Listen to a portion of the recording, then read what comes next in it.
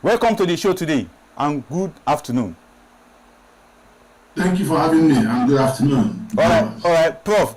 The first question I'm going to ask you right now is that many economists are divided. A lot of opinions are coming up. But from your own understanding of the working of monetary policy by the current Dr. Yemi Cardoso-led CBN management, why did they retain 27.5% for the 7th times? 1, 2, 3, 4, 5, 6, 7. 7 times.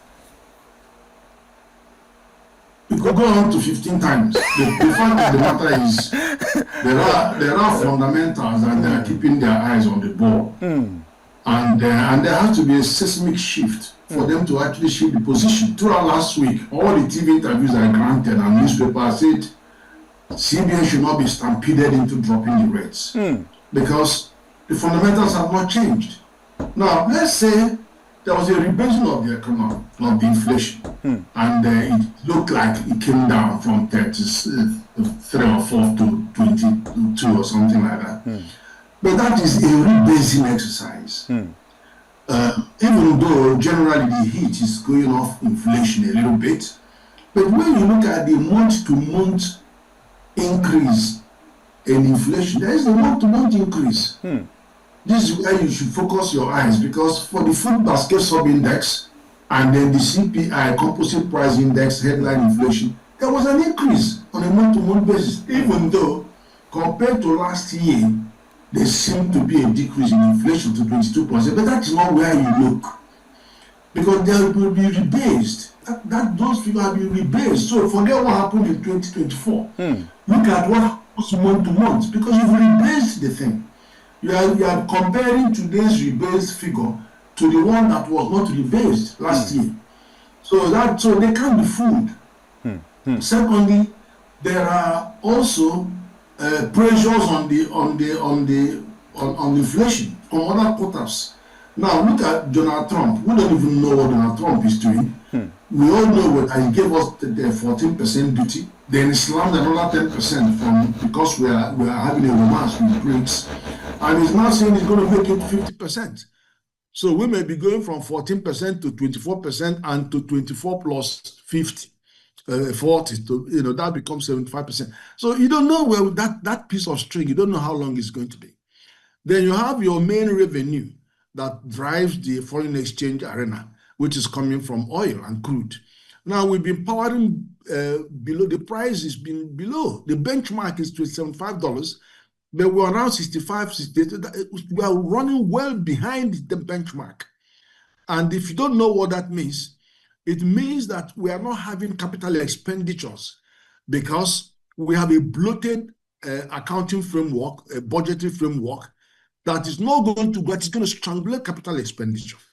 Because when you bloat it, you're doing three things. One, you are denying a headroom between what the benchmark is and what the real price ought to be. That difference normally will go to crude reserves. And then from that crude account, surplus account, then the money can have accretion to the foreign reserve. You've wiped that out completely because we bloated this account to be looking for $75 that won't come in the next 3 years. That is the projection. So, but then, of course, you also have the issue that, so when you come and look at this expenditure, the 2024 budget has been extended to December, which means, and what is actually extended is capital expenditure, because they are not spending on the capital. The first line charge is on debt service, which you know is now almost 8% of our revenue. Then you have salaries of staff, you have pension, you have defense spending. Before you even come and say release capital for departments and then all these expenditure, capital expenditure, they don't get anything. So that's why they shifted that to December 2024 budget. We haven't even started touching the capital component of the 2025 budget. So now upon that, we are borrowing. We are going to borrow $22.5 billion, 15 trillion yen, and then 2.19 billion euro. All of these monies are coming in, and then the DMO is active during Eurobond and all that stuff. All these are coming. Where are they going? They are going to expenditure, public expenditure. and the middle name of public expenditure is inflation. We still haven't gotten through 33 trillion that was printed over that period because we securitized. So we have challenges. And so it's not a time when you say, oh, do this, do that. Central bank is not in that business of jump today the forward and then tomorrow it jumps back and all that stuff. That's not it. It has to be prudent in the way it looks at the data and then see significant movement shift in the macroeconomic parameters. And I didn't see that. I look at the rebasing. The rebasing Prof, I'm even coming to that. Prof, sorry for cutting you. Exposed the rot in the economy. When you have that has, even though it showed 41% increase compared to the 59% in the 2014 and all of that, they look at the figure for agriculture, 0.07%, which is almost zero. And a country that is growing their population at 2.83% and urbanization rate at 4.6% is having zero increase in growth on agriculture. And we can't see, people cannot see starvation staring at our face. And then we have a state of emergency, and people cannot see what that state of emergency means. Because we are not looking at the 230 million Nigerians that are hostage to all kinds of mitigated crises of food scarcity. So, and I cannot blame Tinubu for all of this, because that guy has courage, he has political sagacity, he's doing things that he had to do when he's convinced to do those. But who are his advisors that are advising him? When Obasanjo was there, Obasanjo said, I don't want advisors that I will be the one advising them rather than them advising me. When Buhari came into office, Buhari didn't go to play a political game over infrastructure projects. He says, I don't want to know who owns these infrastructure projects. Just leave them. Everybody go back to site. And then started doing the work. He started borrowing money to pay them. That is it. But what you have now is politicians politicizing important economic projects, PPP projects, and then you have large measure of public crisis of interest. The interest overriding public interest, personal interest. So that is where these things need to be brought to the attention of the president, so that he can deal with some of the issues. If a minister doesn't want to work, move him to another ministry, or send him as an ambassador somewhere, or give him a post in the new political arrangement, so that he can open up the space, especially when it comes to food security.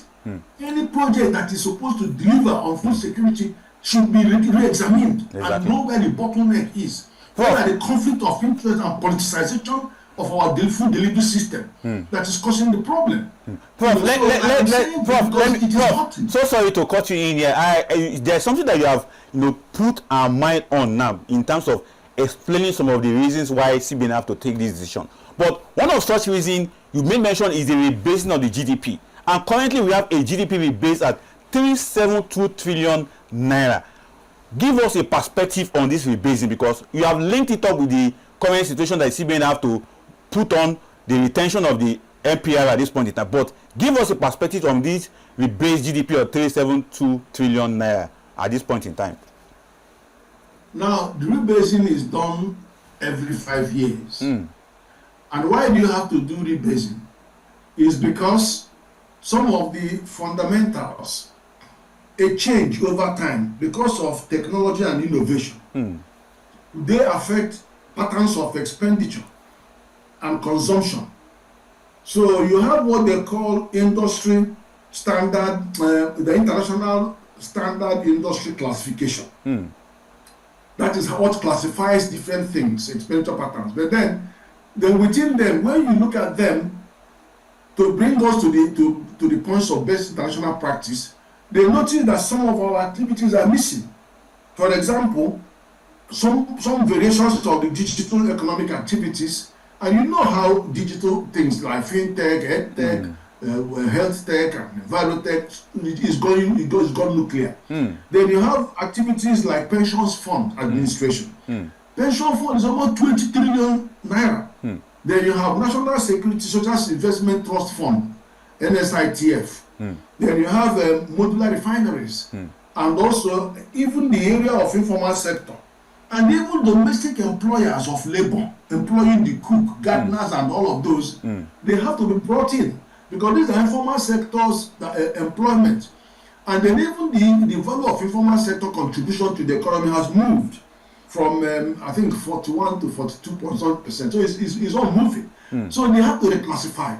But as a result of those reclassification, based on when the one of 2014 was done, using a base year of 2010, and compared to 2000 or 20, when it was done, so there was an increase of 59%. Now, based on that 2010 and 2019, there's an increase of 41.1%. Exactly. So that is just on the that reflected on the GDP figures itself, because when you look at the GDP for 2020, there was a collapse because of COVID-19. So we went into minus 6.9% drop in the GDP. But from 2021, it picked up.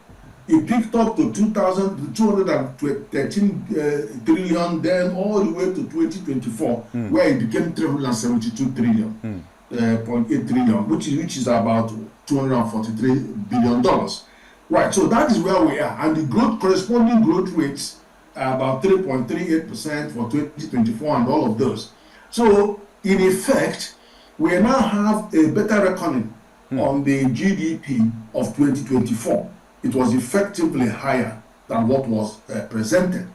So, where does that take us? That takes us to now know that we are working with international best practice. But when you now look at the first quarter of GDP calculation this year, which now sits on the new rebased economy, then you will see things that will make you want to cry. And I just said that one is agriculture. Yes, agriculture has moved previously from 22% of our GDP to 25% of the GDP. But the actual growth rate itself, this is as a result of rebasing, but the actual growth rate itself is 0.07%. And that is complete meltdown of our food security system. There's no other way to describe it. It's a complete meltdown. And then also another pathetic one is the industry. Industry has even come down from 27.6% to 21%. But then the growth rate is just about 3.42%, but it is not a good growth rate compared to what you will be expecting our comparator nations. But what worries me is this: if your agriculture is 25% of your GDP, we expect industry to be marginally higher, to about 35%. Why? Because agriculture produces the raw material for industry. Two, the industry is not just about agriculture. You have solid mineral being processed is industry. You have crude and gas being processed is industry. Then you have other mechanical, metallurgical, all those other things like cam assembly and all of that. They are all still industry. So when you bring them together, it's up to be more than 35%. But that is not the case. And then both decent growth rate, because that's where we created. But what we have is still an import-dependent economy. And if you tell me to explain the tragedy in agriculture, let me give you one example.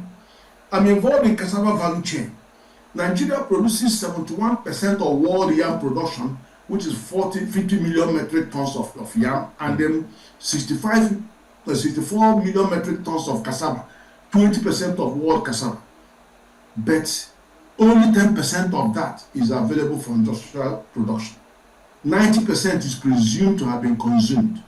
And then out of that, 40% are post-harvest losses. So you can see my nervousness and disgust for anybody that tries to tamper with any issue or PPP or any program that wants to lift Nigeria out of that abject poverty and production losses, especially in cassava and all of that. Anybody who wants to do something positive for this economy, you should frown at politicization of those and vested interest and private interest coming on the way. So that is the issue. And if you interrogate all the past ministers of agriculture of the past, they all have one problem in common. How can all these monies and hundreds of billions government pour into fertilizer, or how do they hit the ground, the last mile? And it is because of this problem of last mile that CBN of the past administration jumped into Uncle Borowa's program targeting the base. So these problems have not gone away. And it is worse when politicians bring in politics into an existing scheme that is intended to help this country to produce more food. That's my answer about this. Prof, I haven't said so much in that regard talking about the rebase, but let's get back to the CBN decision to retain the CPR and the NPL. For instance, there have been a third-party engagement by bank executives who argue, just like you have been alerting that politics in the agricultural sector, I think there's also a politics in the monetary sector where bank executives are now lobbying that the 50% cash reserve ratio should be reduced by Central Bank of Nigeria because they don't have enough to give out. So why would CBN also be asking them to keep so much with him or to keep so much with his Apex Bank and just have little to give out? So from your own understanding, this 50% CRR that CBN has asked bank to maintain, is it justifiable? And why should bank executive be asking that it should be reduced at this point in time? Well, I have some sympathy for the CEOs because, as a matter of fact, since 2005, we have benefited over $200 billion in direct investment, foreign direct investment from the banks. But equally, we have also spent $6 trillion trying to stop them hemorrhaging them since 2008 when we have we paid our dues. Exactly. As an economy, we paid our dues because we bought $6 trillion with AMCON to rescue the banks during the 2008 American subprime property crisis. They won't pay those monies, but they paid only about 1.5 trillion. But then they are surcharging themselves somehow and meeting us in our point. So the equation is balanced. But the thing is this: we needed to get a tight rein on the monetary parameters. So they should understand why central bank is tightening the news. It's not just the banks, but it's the government. Because the government, what we have here, we have monetary policy dominance over, fiscal dominance over monetary policy. And then one of them is that the bank has stopped giving ways and means. Because the law says we cannot give more than 10% of government's expenditure of the previous year, and it must be repaid within the year. But that's not what happened. We shouldn't have allowed the central bank of last time to give more than 3 trillion. They gave 33. So it's many times more than the limit. And we are still waiting for them to repay. So all of those things, the bank is coming to terms with all of those. So unfortunately, the commercial banks are at the cold end of these measures. So I feel for them because they are doing their best in terms of prudential guidelines, and they are healthy. Because don't forget that the first duty of the central bank is financial system stability. Exactly. And the banks are healthy. Their capital adequacy ratios are healthy. 15%, 10 to 15%, depending on whether you're operating internationally or here. So all of that are not performing 5%. So they're doing well.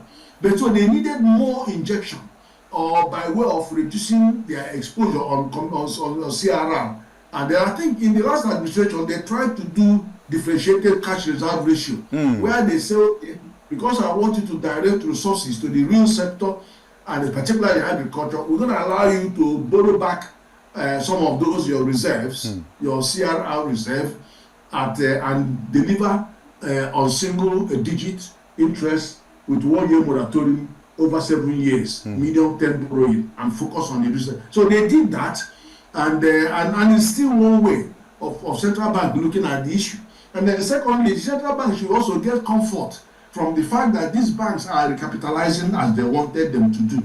And a lot of them are going to hit the bottom because they're all getting very close to their target. Exactly. Now, Prof, of course, that raises other issues. Exactly. Now, before I let you go, there's one very interesting aspect of the Nigerian economy that many of us economists and policy analysts have really cheered the federal government for. The first quarter GDP shows that the service sector have really shown the leading light. From your own perspective, how did the service sector be able to meet up and be able to show us the leading light in the first quarter of 2025? No, they've always done. They've always done since the liberalization. Because who are the ones delivering on the service sector, on the service? You have the ICT. ICT leads.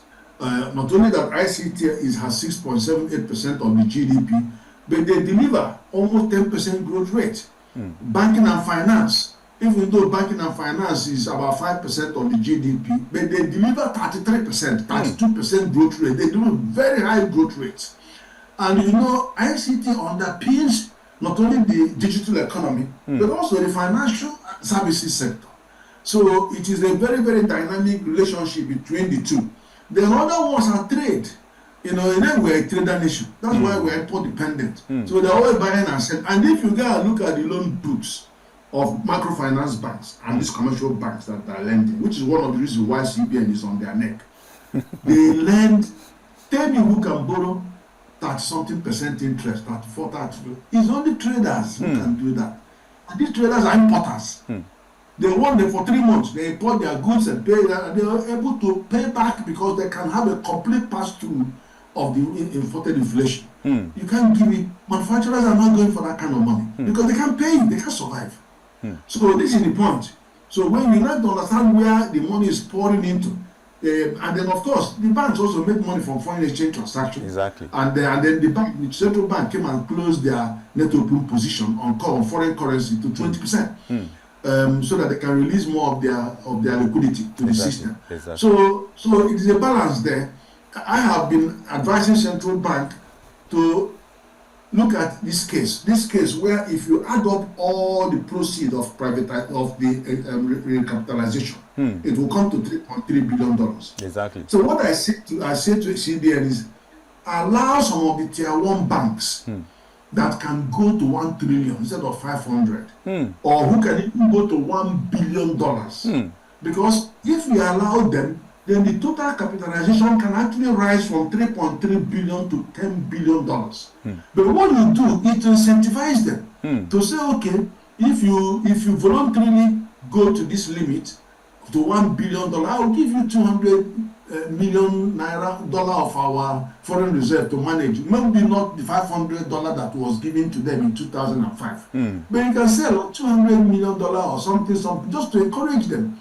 And then also, some of them will be worried that you are going to seize a hell of their assets without giving them money. So you may also now look at how you may also bring in the differentiated cash reserve ratio in a way that the limit is less risky. So some of those will bring more access, because what happens is that you are now going to have mega banks in Nigeria that are global in their operation because they are heavily capitalized. They are capitalized to over $1 billion.